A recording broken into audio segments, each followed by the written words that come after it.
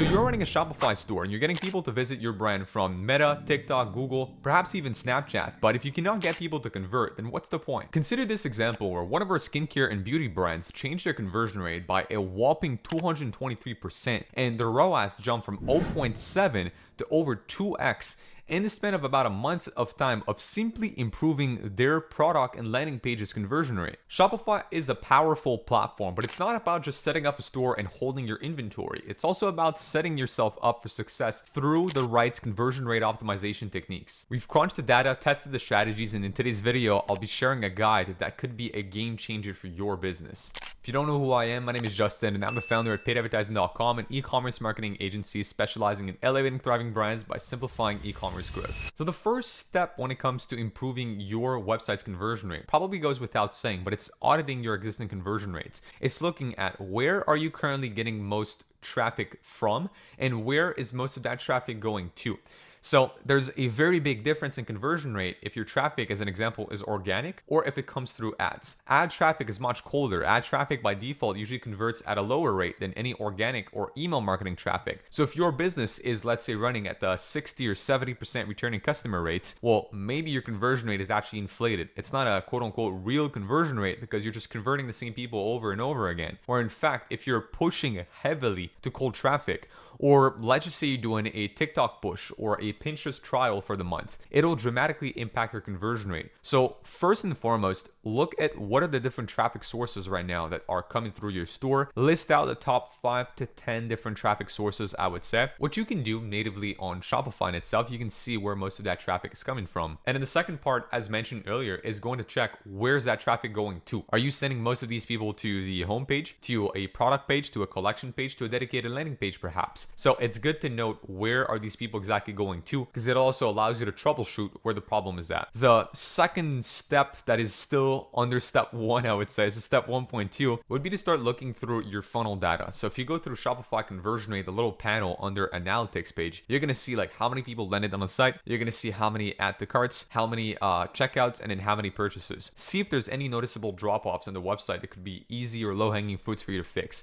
As a general rule of thumb for this video, here are numbers that you might want to keep in mind or note down in order to optimize and strive towards. So when it comes to your add to cart ratio, it must be above 10%. That's like bare minimum. You need to be above 10% add to cart ratio. In fact, great websites are at about 15 or even 20% perhaps of an add to cart ratio. And the second step is how many people go to checkout to purchase. That should roughly be at, again, roughly 70%. And total out of your store, you want to aim. So 1.5%, I would say, is very average. If you're able to get between 2 and 3%, you're doing good. And if you can get above 3% conversion rate on your Shopify store while running cold traffic ads, right? Not just like organic or email traffic. Like really, if you're able to get above 3% conversion rate on your Shopify store while running heavy cold traffic ads, then you're doing amazing. So those are some of the numbers you want to strive for when it comes to your website. The second step or tip I want to mention in this video is to optimize your product pages / really talking about the importance of dedicated landing pages in your funnel and conversion process. So one of our clients actually is a stroller company. And in fact, before coming to us, they were referred to by a referral partner of ours that specializes only in conversion rate optimization. They sent us that client after having done dedicated landing pages for them. That client came to us and they were booming on Amazon. They were doing okay with Google Ads, but the Google Ads were sending straight to product pages, right, with shopping campaigns. They were also running search and performance max campaigns. So nothing too crazy on there, but they hadn't really dabbled with paid social that much, so Meta and TikTok. And they wanted to have dedicated landing pages for that. Well, as soon as we implemented and switched up the ad strategy just by adding their new landing pages, conversion rate actually went up by 15% on Meta. And also, as mentioned earlier in this video, there's this skincare brand that we've worked with now for quite a while. They were able to switch their landing pages and make them a lot more congruent with their ads. So what I mean by that is and when I talk about a landing page, in this instance, I talk about a dedicated landing page. I talk about a page that if somebody typed, let's say, paidadvertising.com, they wouldn't be able to find that page. It's like a funnel page that is hidden from plain sight. Like no people can really come across it unless they come across an ad that directs traffic to it. So this is great because it allows you to really control the entire narrative of the conversion cycle. And in that case, what this skincare brand did is they created ads with specific content creators and influencers that had good performances in the past. And then from there, what they ended up doing is they created a landing page that was congruent with this exact ad. I'm gonna give you an example. Let's say you take a screenshot here and you make a static ad out of my face, right?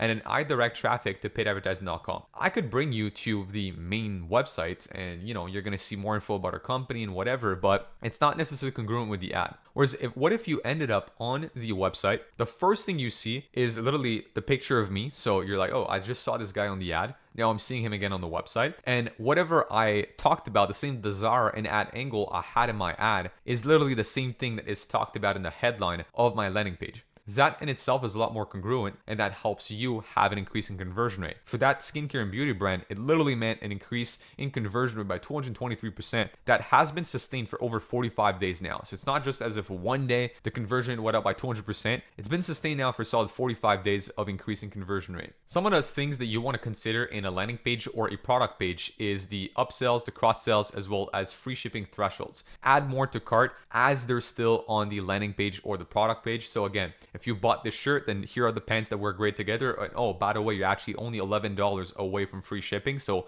if you add these pants, you're going to get free shipping, right? Those are ways to increase your AOV, but also incentivize positively the buyer to also increase their cart value so that they get a freebie, a free shipping, a discount, or whatnot. Now, I've spoken a lot on this channel about marketing fundamentals. If you're not yet familiar with this term, it is principles that come out of books like Breakthrough Advertising by Eugene Schwartz or Scientific Advertising by Claude Hopkins as an example. And looking at these principles, you can definitely still leverage them in today's day and age on a landing page. It's a little harder, I'd say, to leverage these principles in an ad format nowadays because a lot of the time we're going towards a little bit more video ads. And if you go with video ads, then you have a little less copy because the video does the selling. Principles apply the same, just in the way that you script the video. But now we're talking about a landing page. And that kind of brings me, and I want to tie that into a next point, which is the landing page is half marketing, half selling. Any traditional business has a salesperson, right? So let's say if you book in a call with a business, I don't know, a mortgage company. Well, what's going to end up happening? You'll book in a call, an advisor is going to call you up. They're probably going to try and triage and qualify you. Then they're actually going to book you with the real person you need to speak to, which in other words, they're going to probably give it another title, but it is a closer. You're going to get on the call with the quote unquote closer. They're going to try and sell you into the solution. E-commerce doesn't work that way, right? You go to the website and you can buy, and the sales process ends without you ever having to speak with anybody, which then means that the landing page is playing two roles. On the front end, it's playing marketing, right? Which is why I said earlier, your top of the landing page at least needs to be very congruent with your ad. Because again, you want to make sure that the person feels like it's a continuous journey. They came from an ad or wherever they came from, they need to feel like this is just the next logical step to take in the process from the ad to the landing page. So that's why it plays half marketing part. And then as somebody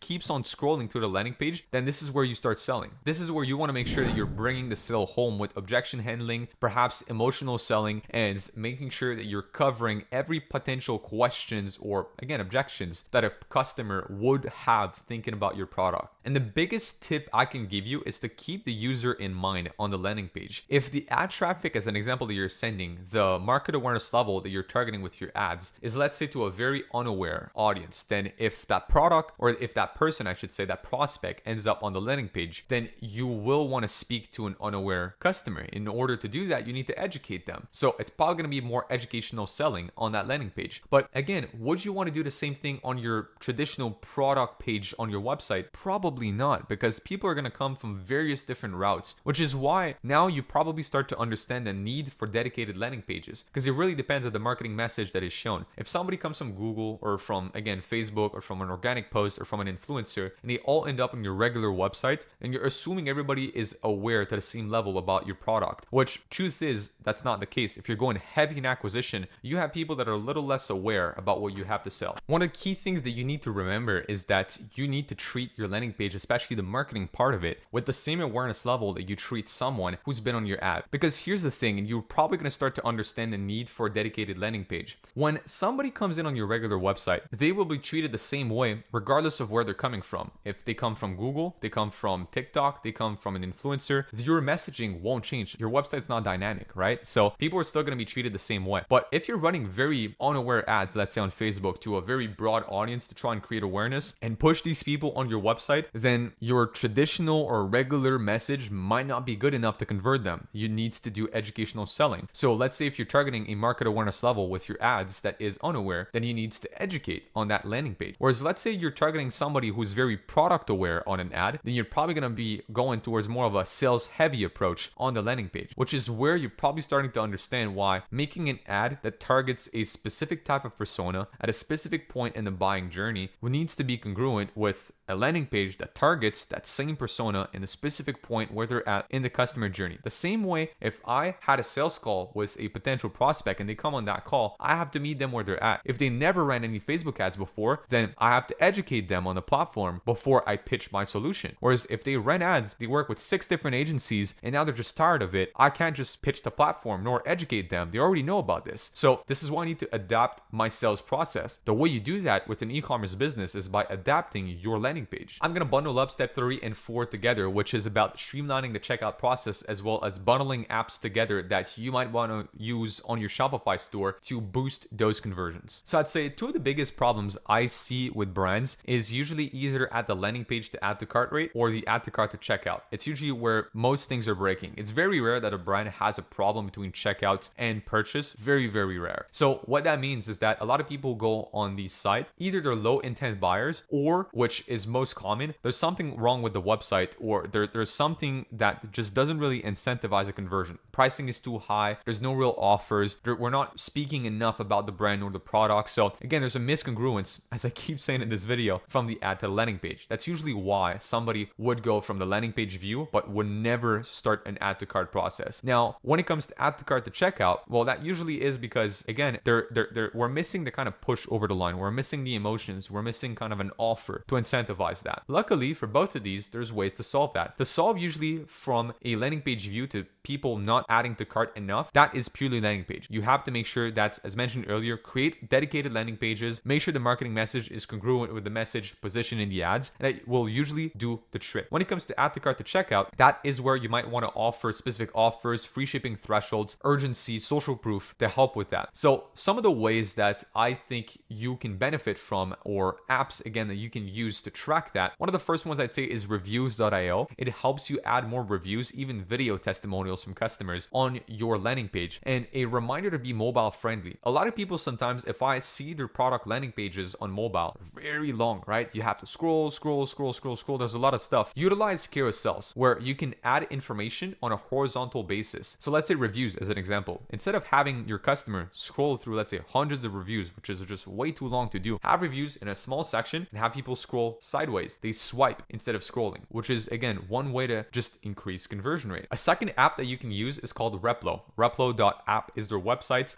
Replo actually is great to create landing pages native to Shopify. When you build out landing pages with their WYSIWYG, then it's basically like a drag and drop builder, a little similar to Webflow as an example, but then it hard codes the landing page into your Shopify native theme. Therefore, it makes a very fast landing page for you, which then I'm going to recommend you use Hotjar, which you can install on your website, and allows you to see kind of the heat map of where are people spending the most time with their mouse or their finger on your website. Are there any rage clicks? So people trying to spam click a button, but it's too slow or it doesn't really work. Are there places where people end up going to for the majority, but then end up dropping off the process at a specific spot, let's say in the landing page, right? Let's say everybody keeps on scrolling, but at the review section, they just drop off. So you know something's wrong somewhere either before or at that section. And finally, probably goes without saying, but I'll mention triple wall, which if you send traffic to landing page, but you're unable to properly track the ads that send out that traffic to the landing page and your ad stats are inaccurate, well, whatever you're trying to analyze or test with that landing page is also going to be inaccurate. So you want to make sure that you have A1 ad stats. And in fact, we are triple wall partners. So if you want to have 15% off your subscription with them, use the code WIZO15 at checkouts. And again, you'll have 15% off your monthly subscription with triple wall. And now the last thing for these steps 3 and 4 that I wanted to mention is there's been a lot of updates lately natively to Shopify, such as one-page checkout, which now just speeds up your checkout process and it eliminates some different ways that people had to kind of click and get through different screens in order to check out. Now the checkout becomes one page only on Shopify. And the second one is Shopify bundles, which also now helps you bundle products together natively once again on Shopify and create kind of discounts for. I think the easiest one that I have in mind is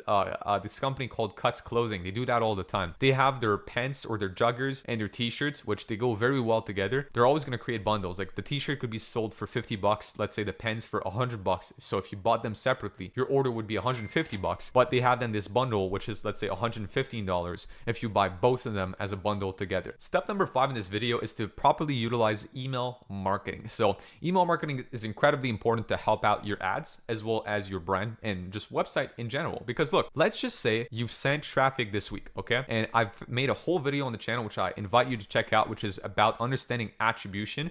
But let's say you send out somebody on their website today, okay? They are in the 7-day click, 1-day view basis of your Facebook attribution. But then they end up adding to cart on the website and they abandon their cart. As of right now, Facebook's not getting any ROAS or sales from it. Your Shopify store has now missed 1 sale, which technically looks like your conversion rate is a little lower. But if you have a strong email marketing sequence on the back end, well, then maybe that with your abandoned cart flow, as an example, is going to come in and save the day. It's going to start sending out emails to that same prospect and then get them to convert within 2 days. So now you're 3 days away from the first click. That person actually went on the website twice at this point, but at least bought on the second time. So now your website conversion rates is higher because, again, that person, they came back and they bought. Your emails are getting revenue and your ads also show up as revenue. Technically, your brand only got the revenue once. It makes both of these platforms look better, but it just helps holistically your business. At the end of the day, you haven't wasted that ad spend. And again, Klaviyo comes in as an example with your email marketing and saves the day. Another way for you to do that, and the last app I'll mention in this video, is called retention.com, which basically is an app that you can use on your site. There's another competitor to them, which one of our clients started using. I believe it's called blackcrow.ai, which is a way for you to collect emails, even if people don't necessarily opt in on your site, and to blast them essentially with like browse abandonment emails, flows, and whatnot, which again can help increase your conversion rate.